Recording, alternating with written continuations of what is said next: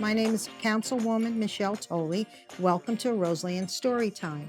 I will be reading to you Frosty the Snowman, which was adapted from a song, Frosty the Snowman, in 1950. Frosty the Snowman came to town one bright, cold winter's day. The first real snow of the winter had fallen the night before. In the morning, out came the children, and they started to roll snowballs. Round and round the snowy yard they rolled the snowballs. Soon they had two fine big ones.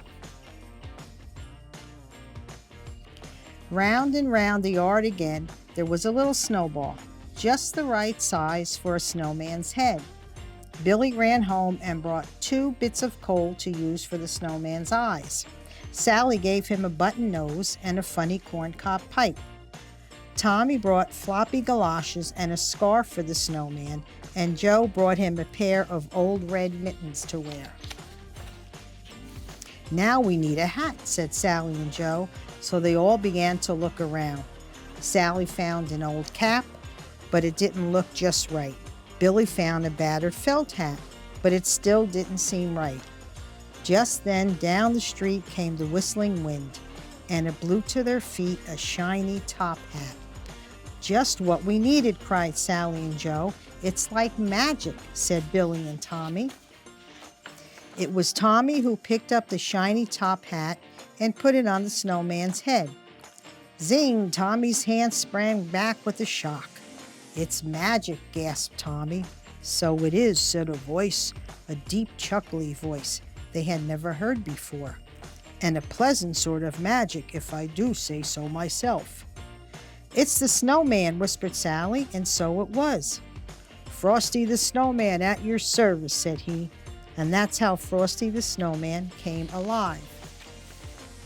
If you have never had a snowman for a friend, you can scarcely imagine all the fun those children had.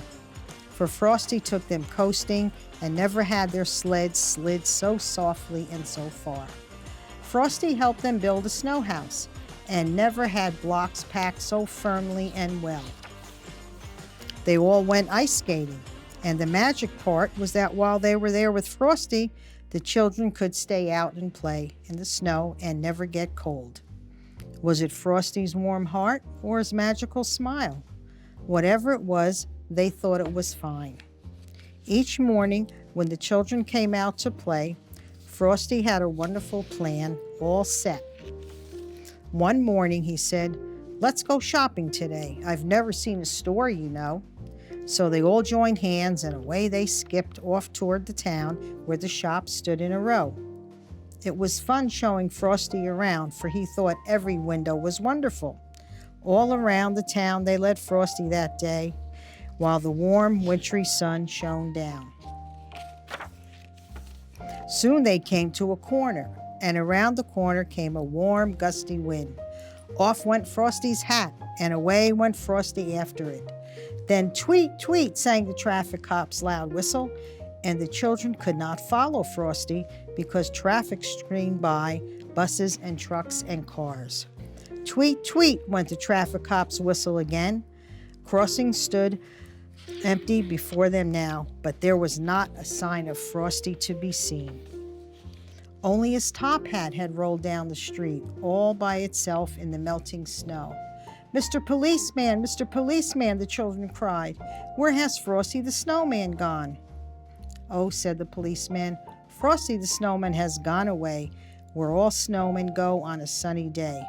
But he'll be back at your bidding and call whenever great heaps of snowflakes fall."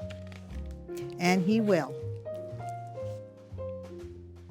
I'd like to wish everyone a Merry Christmas, a Happy Hanukkah, a Happy Kwanzaa, and a happy and healthy New Year.